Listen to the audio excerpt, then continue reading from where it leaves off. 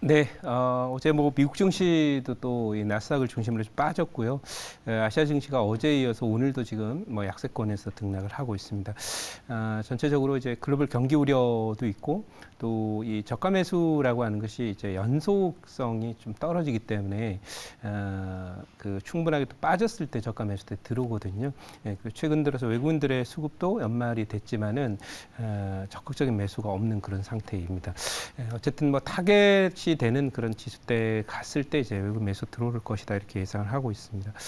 어, 그 긴축이라든가 또 고물가에 의해서 어쨌든 뭐 경기가 그 좋지 않은 그런 상황인데 기업 실적들이 나쁜 그런 기간 동안에는 주가의 상승이 이제 지수적 관점에서 특히 대형주나 경기 관련주 중심으로 해서는 탄력 있게 움직이기 어렵습니다. 그래서 그런 관점에서 테마주나 개별 종목 쪽에서의 순환을 봐야 되고 또 지수가 못 움직이니까 대형주 움직임이 어렵다 이렇게 봐서 중소형주들의 상대적인 강세에 포인트를 맞춘 투자 전략이 필요한 그런 때라고 생각합니다. 아마 이런 흐름들은 내년 뭐 상반기 내내 좀 이어질 것이기 때문에 지금 진행되고 있는 이런 흐름이 내년도에도 계속 1분기, 2분기 이어질 것이다라는 관점에서 종목 편입 저는 뭐 테마나 이런 그 관련 종목들을 중심으로 해서 갈 거고요. 어쨌든 오늘도 관련 종목 하나 갖고 왔으니까 참고했으면 좋겠습니다. 자, 보유 종목들 한번 가보도록 할게요.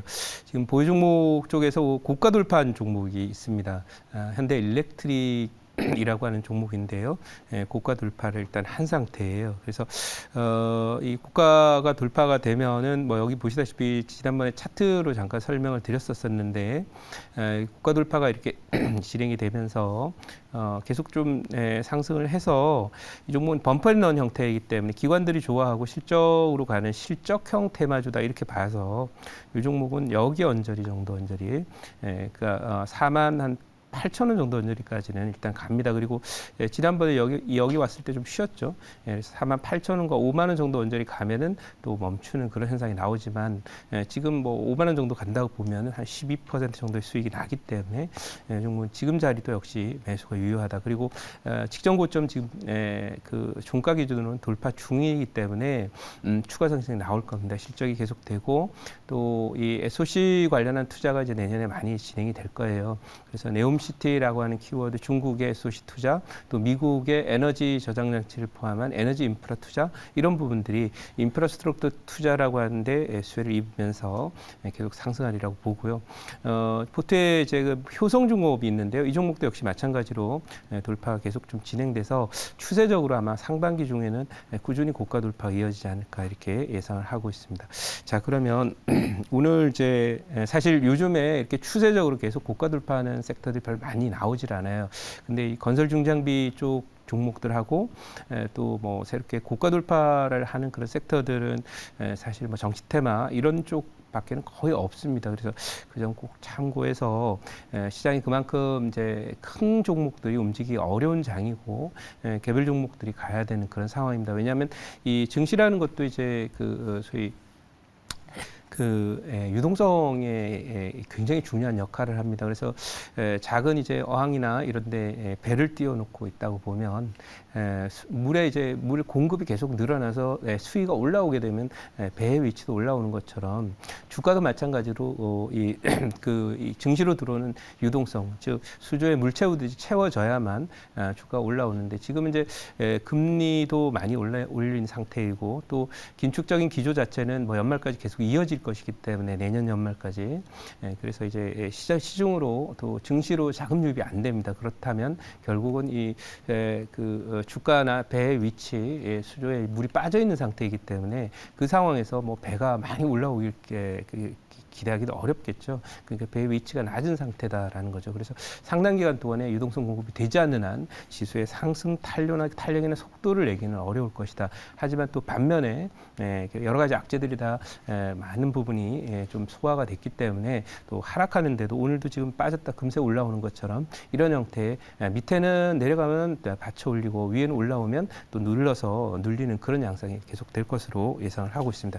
자, 오늘 편입할 종목 한번 편입하겠습니다. 17,700원이고요. 오늘 편입할 종목의 이름은 SPG입니다.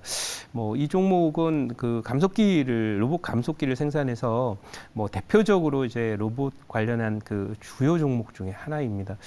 그래서 이 종목은 정밀 제어용 그 모터나 감속기 부품을 개발하고 생산한 그런 그 회사이고요. 뭐 일본이라든지 유럽 이런 쪽도 지금 많이 매출을 하고 있는 그런 상태인데요. 주요 이제 거래선은 삼성전자, LG전자, 또 미국의 GE, 또 월풀 이런 데도 이제 공급을 해요. 그러니까 산업용 로봇에 들어가는 감속기를 생산한다 이렇게 보시면 되겠고, 또 이 종목의 경우에 보시면은 그 내년도 실적 전망을 보면 올해 이제 270억 정도 영업이익이 날 것으로 예상이 되는데 내년에는 350억 정도가 되니까요. 대략 한 30% 정도 전후에 그 실적 증가가 있습니다. 그래서 이제 경기 안 좋을 때는 이런 그 새로운 신산업 쪽에서는 이제 거시 경기가 나쁘건 좋건 간에 앞으로 발전을 해가야 되는 그런 산업이기 때문에 삼성전자가 이제 뭐 경기 나쁘다고 해서 설비 투자를 줄이지 않는 것처럼 새로운 성장 산업이나 트렌드에 따른 신산업들의 경우에는 이렇게 실적이 경기의 거시경제적인 어떤 경기 사이클 회복 이전에 벌써 이제 실적이 턴어라운드 되고 올라오는 그런 모습이 나타나게 되는데 로봇 관련 종목 중에서 바로 이 SPG 같은 종목도 대표적으로 그렇게 가는 그런 종목이 되지 않나 이렇게 생각을 하고 있습니다.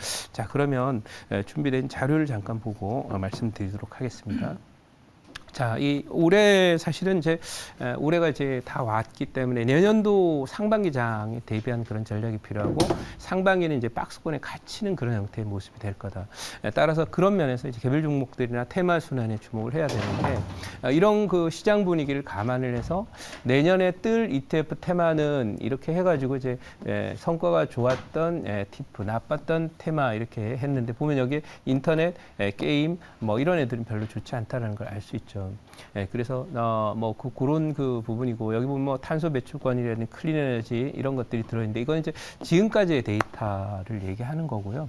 하지만 위에 테마 제목에 보면 신재생 로봇, 그다음에 K컬처라고 해서 이게 한류죠, 한류. 한류와 관련돼서 한류를 그냥 판다라고 해서 그냥 가는 것은 아니고 한류를 팔면서도 성과를 내는 기업들을 중심으로 해서 그리고 지금까지 한류라는 산업이 여러 가지가 있었습니다만은 과거에 없었던 산업 중에 하나인 새로 이제 태어난 산업 중에 이제 웹툰과 같은 그런 산업들은 그야말로 신산업이거든요. 그렇기 때문에 뭐 일부각에서는 성장산업이라고 부르기도 하는데 맞는 얘기지만은 저는 그냥 신산업이라고 말씀드릴게요. 지금까지 없었던 산업인데 이제 새롭게 태어나서 새로운 시장이 창출되고 있는 거기 때문에 거시경제의 뭐 경기 사이클이나 이런 흐름을 별로 타지 않으면서 지속 상승을 할 수 있는 그런 그 배경을 깔고 있는 그런 종목들. 그래서 여기 보면 로봇, K컬처. 이 K컬처는 우리나라 기업들만 만드는 거잖아요. 그래서 뭐 카피도 어렵고 문화를 카피한다는 게 정말 상적으로 어렵거든요. 그래서 그런 측면에서 절대적인 글로벌 경쟁 우위를 갖고 있는 이 K컬처는 우리 기업밖에 못 만들잖아요. 그런 부분이고 로봇 같은 경우도 우리가 산업용 로봇에서는 세계 최강의 어떤 그 경쟁력을 갖고 있거든요. 그런 부분이기 때문에 신산업이면서 우리가 경쟁력을 갖고 있는 그런 종목 섹터 쪽에서 테마가 돌게 된다면 로봇에 주목하자라는 내용이고요. 다음 장 한번 보도록 하겠습니다. 지금 다음 장 보시면은 여기도 마찬가지죠. 메가테크라고 불러 있는데 이 메가테크 KDI 메가테크라고 하는 그런 ETF에서 로봇 테마주를 새로 담는다 그런 그 내용이 들어있습니다. 그래서 여기 보면 새로 선정이 된 로봇 테마주에 뭐 현대차 들어있지만은 SPG가 딱 올라와 있는 그런 모습이 되고 있다. 6개 종목을 담는다라고 하니까요. 이렇게 보시고 다음 장 한번 보도록 하겠습니다. 자, 다음 장은 SPG가 로봇 산업의 핵심 부품 국산의 감속기거든요. 그러니까 정밀 감속을 해야 돼요. 왜냐하면 산업용 로봇이나 이런 게 작업을 하는 거기 때문에 아주 정밀하게 아까도 보셨습니다. 삼성전자나 월풀 이런 데 전기 전자 산업에는 이제 사람이 이제 하던 그런 시절을 지나서 조립이나 이런 여러 가지 하는 것들이 이제 로봇에 의해서 하거든요. 그러니까 정밀 감속을 해야만 불량률도 떨어지고 또 생산성이 올라가기 때문에 그런 부분에서 핵심적인 어떤 기술 요소라든지 제품 요소를 가지면서 세계 시장에서 경쟁을 하고 있고 아까 말씀드린 성과도 내면서 실적이 좋아지는 모습 내년에도 좋을 그런 종목이다 이렇게 말씀드리고 제자리로 질문 받겠습니다. 네, 제가 질문 드리겠습니다. 네. 지금 이제 로봇 산업이 저도 네. 앞으로 굉장히 최고의 성장 산업으로 될 것으로 생각됩니다. 네. 특히 이제 우리 같은 경우도 고령화 굉장히 급격하게 이제 되고 있고요. 네. 그다음에 또 생산 가능 활동 인구가 앞으로 5년 후에는 뭐 300만 명 정도가 감축이 된다. 네. 그러면 그거를 누가 대신에 생산할 것인가 했는데 해본다면 로봇이 대신에 네. 하지 않을까라고 생각을 해봅니다. 제가 이제 궁금한 거는 그렇다면 이제 2023년 세스 즉 라스베가스 IT 대전이 있잖아요. 네네.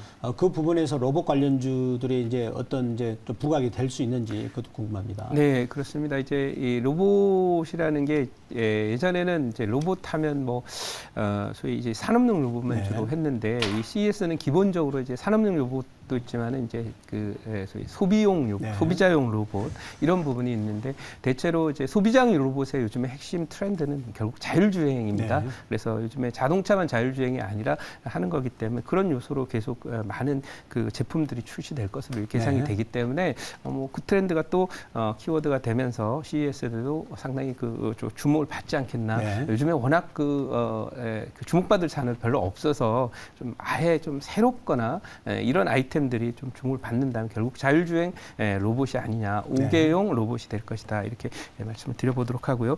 저는 뭐 그런 점에서 내년 초까지도 이 로봇 관련주들은 테마적인 어떤 특성을 이어가면서 좋은 시세 낼 수 있다고 봅니다. 자, 1차 목표치 말씀드리도록 하겠습니다. 요즘 SPG 1차 목표치는 2만 원, 2차 목표치는 3만 원, 손절은 15,000원 대응하도록 하겠습니다.